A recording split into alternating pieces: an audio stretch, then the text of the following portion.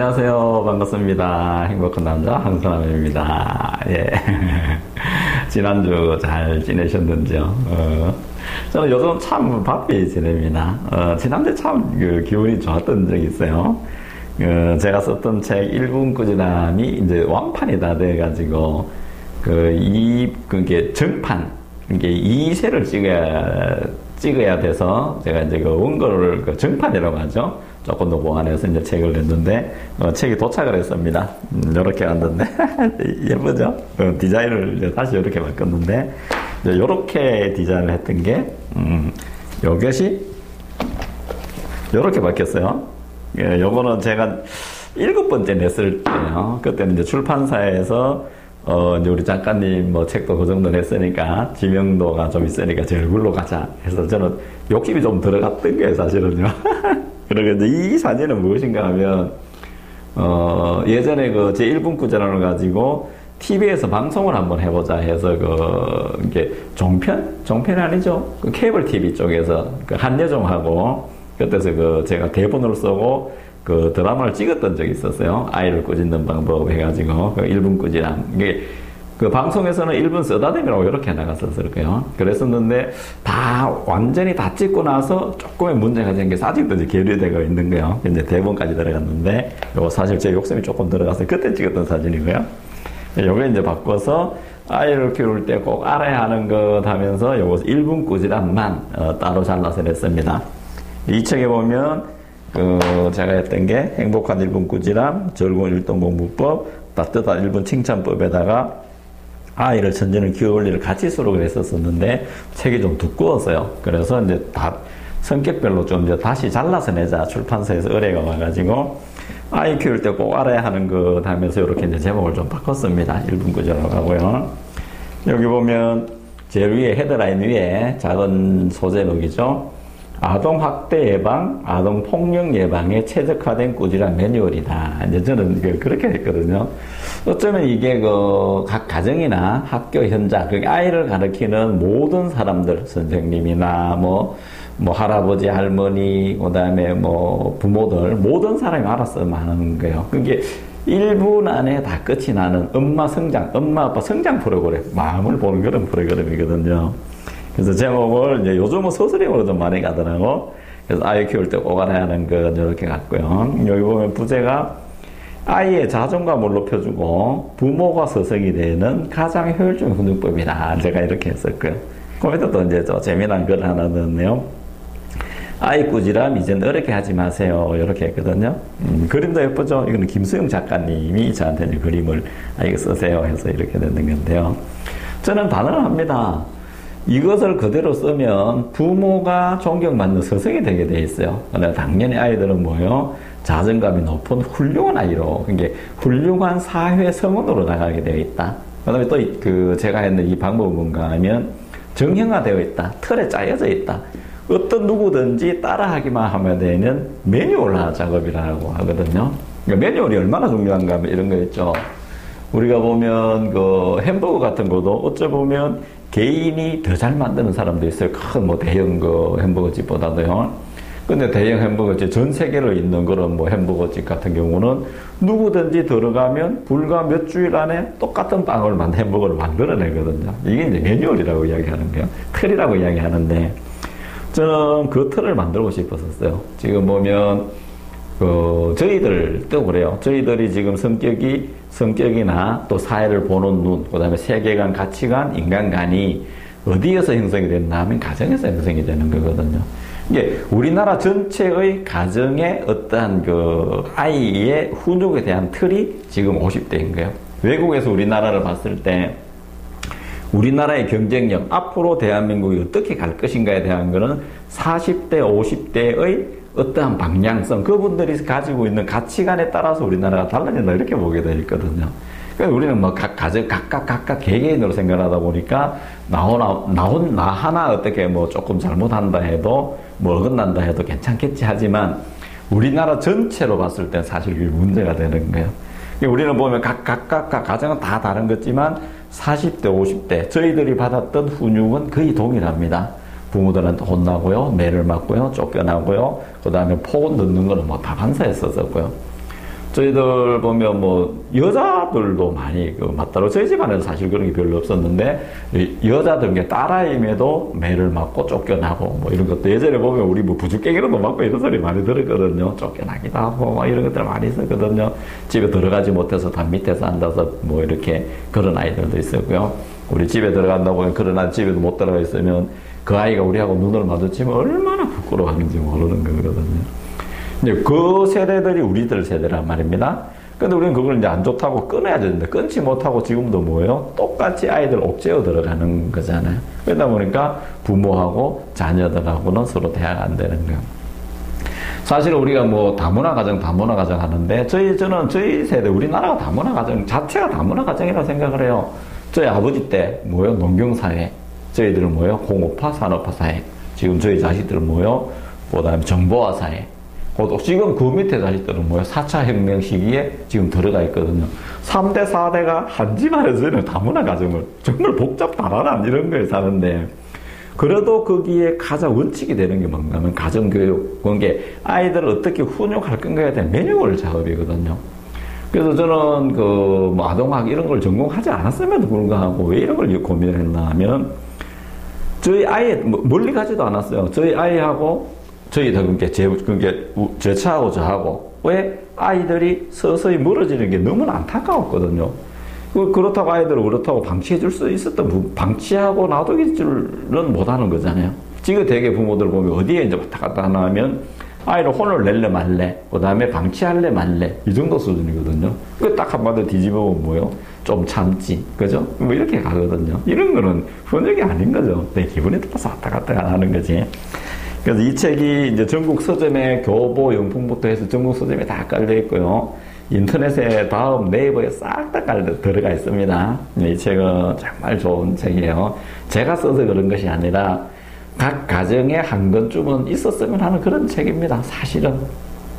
그래서 제가 누차 이야기하지만 우리나라의 전체 교육 정말로 알아야 되는 것들 중에 학교나 교육에서 가르쳐주지 못하는 게 세 가지가 있다고 했죠.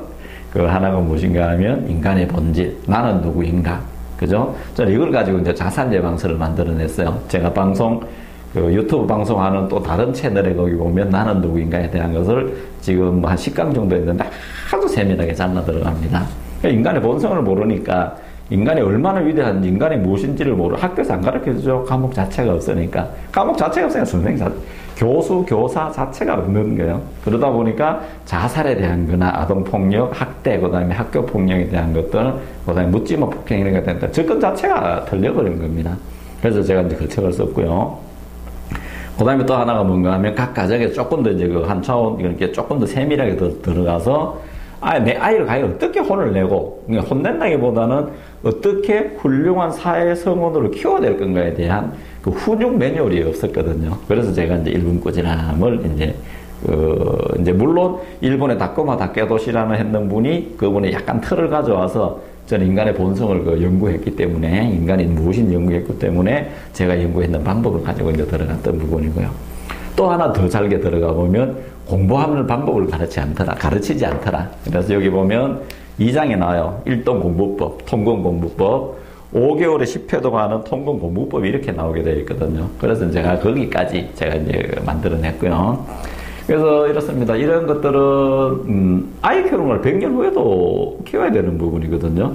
그 다음에 또 하나 무엇인가 하면, 인간의 본성이라는 거는 100년, 1000년 후에도 우리는, 나는 무엇인가에 근간이 가야 되는 거거든요. 그 다음에 공부법 역시, 물론 공부법은 조금 시대에 따라 달라지겠지만, 근간에 대해서 우리나라는 공부법에 연구를 하지 않거든요. 그래서 인간의 본성이 무엇인지가 이제 위대한 생명, 그걸로 가 있고요. 그 다음에 또 하나가 1분 꾸지람. 이제 제목이 바뀌었어요. 아이 키울 때 꼭 알아야 하는 건 이렇게 갔습니다. 이 책 재밌어요. 보면 뒤에 여기부터는 대본이 있어요. TV 대본이 있어요. 150 몇 쪽에부터는. 그래서 어떻게 사례별로, 거짓말을 했어요, 때렸어요, 그 다음에 나쁜 폭언을 해요, 공공질서를 어겨요, 과식을 해요, 이런 것들을 아이를 어떻게 해 들어갈 건가. 실제 사례를 가지고 제가 대본을 만들었던 겁니다. 정리정돈, 이런 거 가지고요. 쓰니까 상당히 재밌습니다. 이런 거는 제가 이제 계속 이야기하지만, 각 가정뿐만 아니라 이런 걸 아이 키우는 방법을 연구하는 모임이 하나 생겼으면 좋겠다. 이게 정말 제 바람인 거예요.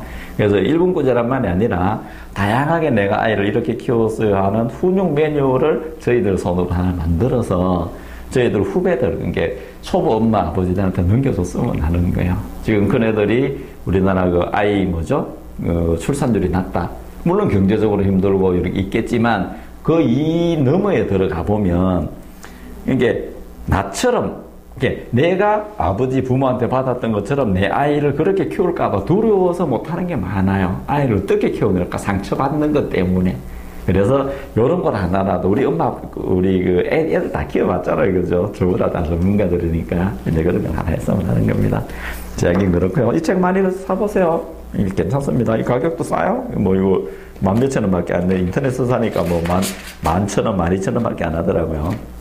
이제 그렇게 많이 사보셨으면 하고, 또 하나, 이제 구독하기, 이런 것도 좀 많이 해주시고요. 그러니까 하면, 이게 이러한 것들을 고민하는 사람들이 좀 모여왔으면 해요. 지금 저한테 몇몇 분이 연락이 오던데, 조금 더 이제 전국에서 아이 꾸짖는 방법을 저희들이 고민을 하고 준비를 하고 내 가정에서 맞춰 들어가는 연습을 해야 아동학대라는 잠재폭탄, 우리나라의 아동학대, 아동폭력 잠재폭탄이 터지지 않거든요. 그래서 그걸 그때 하는 것이 아니라 지금부터 이 방법으로 아이를 키워갈 수 있는 사회 전반적인 어떠한 그 분위기? 이런 것들이 됐으면 해요. 저희 나라는 보면 꼭 사건이 터져야지 하더라고요. 근데 그때 말고 또 사실은 아동학대 사건, 사고가 터져봐야 해결 방법이 없는 거예요. 제가 인천 여기 연수구 사는데 송도잖아요. 바로 옆에 송도죠. 거기서 아동학대 사건이 예전에 크게 터졌었죠. 그때는 이 책이 나오기 전에요. 원고를 들고 제가 교육부를 가고요. 그 다음에 국회를 찾아갔었거든요. 그때 가서 어떤 대안이 있니? 라고 했을 때 나오는 대안이 뭔가 하면 감시감독 잘하자, CCTV 달자, 그 다음에 선생님들 처우 개선하자, 이런 거였거든요. 제가 누차 이야기하지만 CCTV 달면 사람들이 더 교묘해지죠. 그러니까요. 사람을 이가시키는 그런 정책을 만들어 갔거든요. 절대로 되지 않습니다. 우리나라의 어떤 관리들은 그렇게밖에 할 수 없는 거예요. 그렇지만 저희들은 현장에 있잖아요. 현장에 우리는 내 아이를 키우고 학교나 유치원에서 아이들을 가르쳐 들어가야 되는데, 그리고 조금 다소 문제는 아이들은 지금 팽개쳐버리죠. 그러니까 신경 안 써버리는 거야. 이렇게 되면 교육을 할 수 있는가요? 절대 그렇지 않아요. 그래서 아이 키워받는 우리들이 이런 방법을 가지고 이제 바꿔갔으면 하는 작업을 하는 거예요. 그래서 제가 이런 작업하고 방송을 하는 거예요. 그래서 이제 많은 분들이 제 방송을 보고 또 이건 틀렸다 하면 저한테 반론해 주시면 돼요. 그러면 저하고 또 토론을 하고요. 제 방송에 나서 같이 이야기를 한번 하면 되는 거고. 제가 팟캐스트 방송을 다시 재개할 거예요. 하다가 지금 1년 정도 쉬었는데, 그걸 꽤 순위가 괜찮았었어요. 한 8,000개, 10,000개 중에 제가 40위권을 해서 저 교포들하고 외국에서 정말 많이 들었었거든요. 이제 거기 아동학자들 같이 했으면 하는 거고요. 자, 오늘은 어쨌거나 제가 책에 나서 정말 기쁩니다.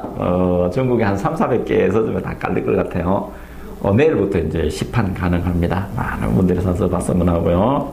젊은 엄마 아빠들한테 선물했으면 좋고요. 할아버지 할머니, 이제 손자 키우는 할아버지 할머니, 또 특히 어린이집 선생님들, 유치원 선생님들, 초등학교 선생님들이 많이 봤으면 해요. 정말 좋은 책입니다.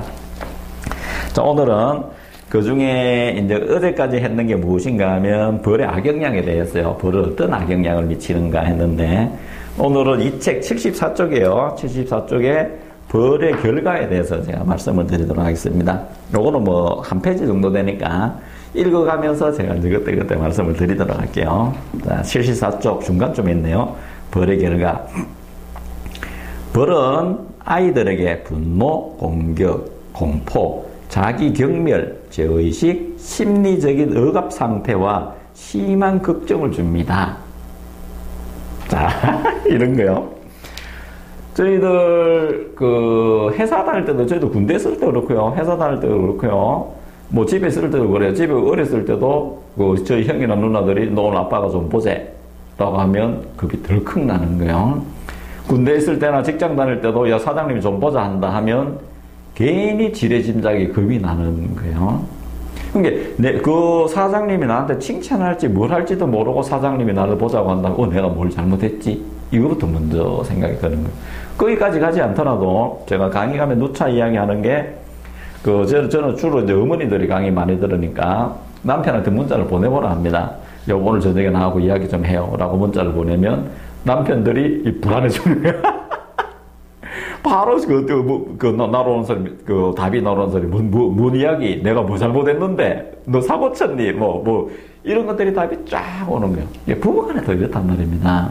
근데 부부 보면, 사실은 저희들 어렸을 때도 이랬죠. 우리 군대도 그래요. 군대는 저는 남자들 이야기지만은, 오늘 몇 시에 집합하면, 만약에 1시간 이후에 집합하면 밥 먹고 나서 몇 시간 취침 전에 집합하면, 1시간이 그렇게 두려운 거예요. 시간이 안 가고. 이런 거나 마찬가지거든요. 이것이 뭔가 하면 제의식이나 그다음에 심리적인 억압 상태의 걱정을 준다는 거예요. 계속 걱정하는 거야. 그러다 보면 사람이 심리가 옥죄어 들어가기 시작을 해서 밝게 표현하지는 못하는 거거든요.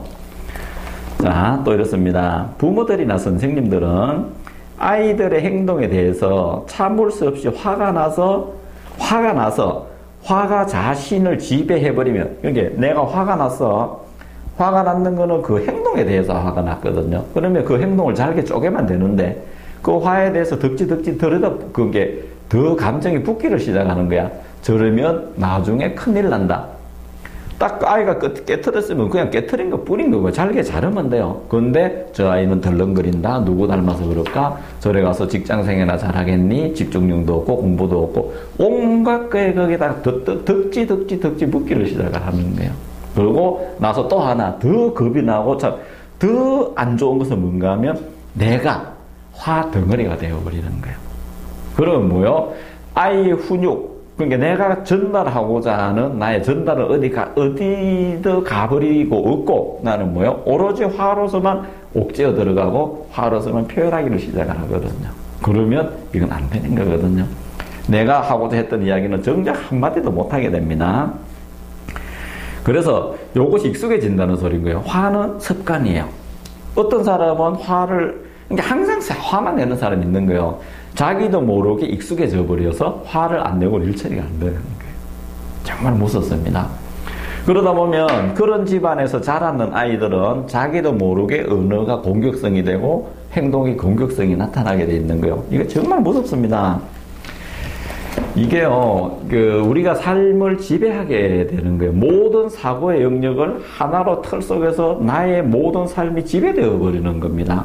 인생의 틀이 그렇게 형성되어 버리는 거예요. 그러니까 어렸을 때 집안에 있는 가정 분위기에 따라서 엄청나게 나의 가치관이 형성이 되어버리는 거거든요.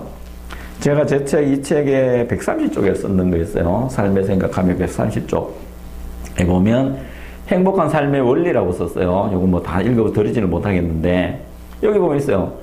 요거는 2월달에 썼나봐요. 새 학기가 되어갑니다. 새 학기가 되면 새 책, 새 친구, 여러 가지가 새롭게 바뀝니다.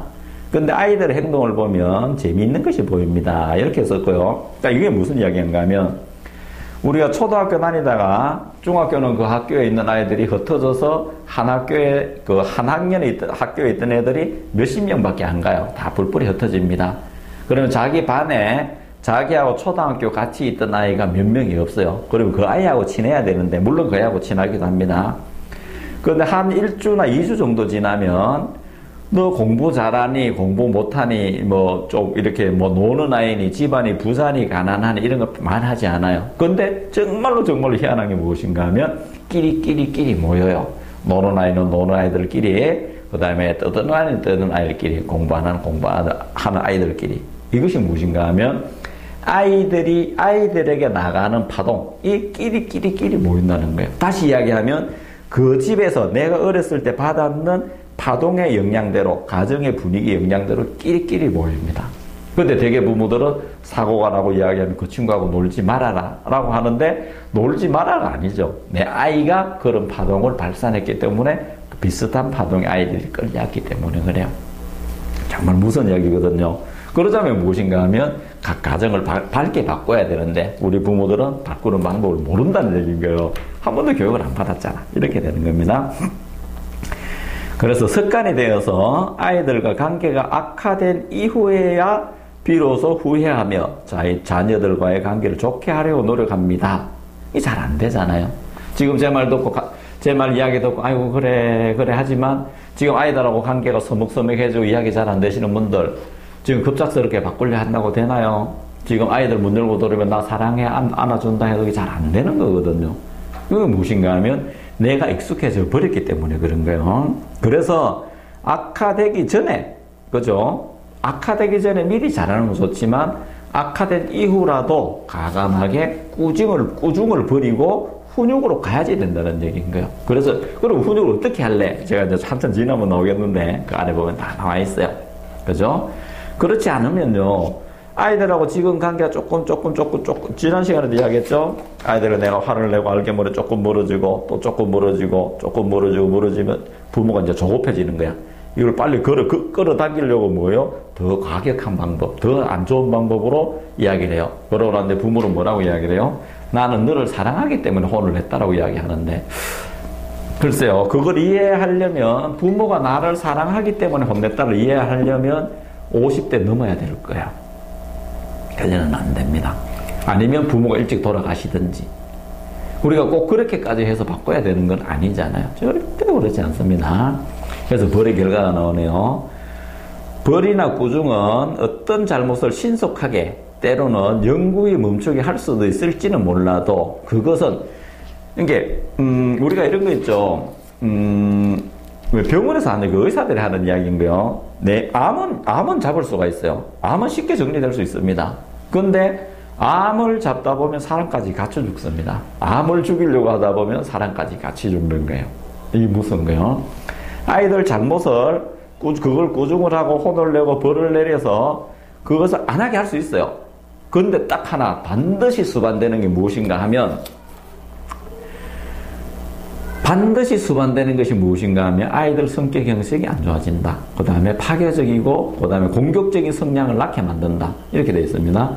파괴적이고 심각한 결과를 만들게 됩니다. 이렇게 되죠. 그리고 또 더 나쁜 게 있네요. 거기 세부적으로 들어가면, 벌이나 꾸중의 좋지 않은 결과는, 나쁜 결과는 고칠 수 있단 말입니다. 그런데 벌이나 꾸중을 해서 그 결과는, 수반되는 결과가 뭔가 하면 거짓말을 한다거나 도둑질을 하고 속이고 남의 가게에서 물건을 훔치고 방화를 하는 등 새로운 잘못을 불러일으킬 수 있습니다. 이렇게.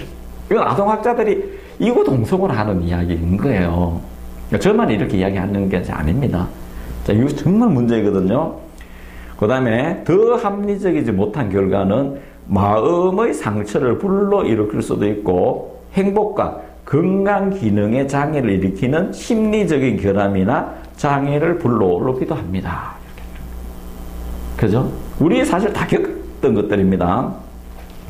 이것으로 인한 부작용은 심리적인 억압 상태와 심한 걱정, 공포증, 야뇨증, 야간 공포증, 자기경멸, 신경적적 제의식, 모함에 대한 공포 등이 있으며, 그 밖에 내적인 분노와 공격성 등이 있습니다. 이런 것보다도 더 가슴 아픈 일은, 정말 가슴 아픈 일은 부모와 자녀의 관계를 파괴합니다. 이렇게 됩니다. 그리고 벌은 마음에 상처를 주고 교활함과 가격성을 조장합니다. 성인들, 저희들 같은 성인의 90% 이상이 그들의 부모에게 받은 벌의 상처로 인해서 마음의 트라우마를 가지고 있으며 부부생활 및 자녀 양육, 심지어 사회생활에도 상당히 큰 나쁜 영향을 미치고 있습니다. 이렇게 제가 적었습니다. 그래서 벌을 악영향은 100번 이야기해도 나쁘게 갈 수밖에 없습니다. 그래서 벌이라는, 우리가 벌의 교육이라고 착각하지 말고 벌 대신은 뭐예요? 훈육으로 방법을 바꿔야지 되는 겁니다. 자, 그래서 이렇습니다. 그 대상은 바꿀 수 있지만 거기에 수반되는 것들이 더 나쁜 것들이 더 크다면 방법을 바꿔봐야지 되는 거예요. 저희들은 이제는 저희들이 교육을 받을 만큼 받았고요. 그 다음에 우리가 부모에게 받은 상처, 그것을 자녀에게 내리면 그대로 대물림되면 안 된다는 걸 너무나도 잘 알고 있습니다. 그렇다면 저희들이 과감하게 끊어야 되거든요.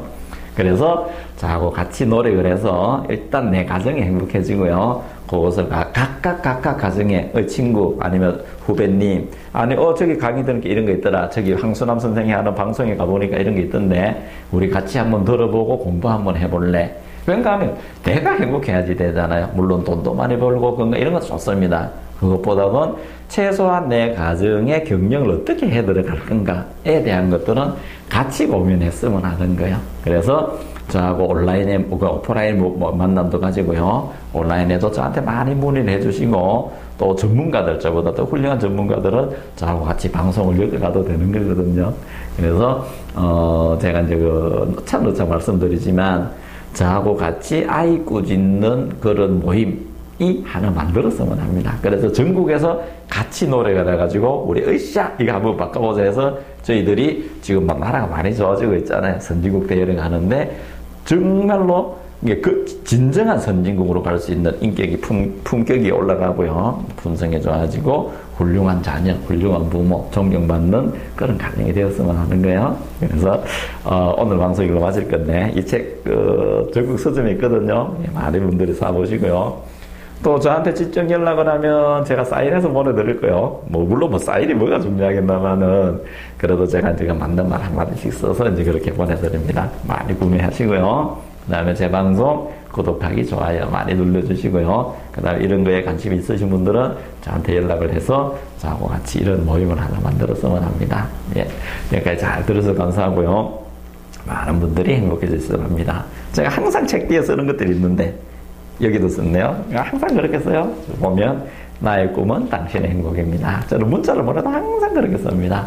저의 존재의 의미예요. 제가 오늘 방송부터 할 건데 여러분 정말 행복해 주시고요. 그런 삶을 누렸으면 합니다. 나의 꿈은 당신의 행복입니다. 네, 잘 들어서 감사합니다.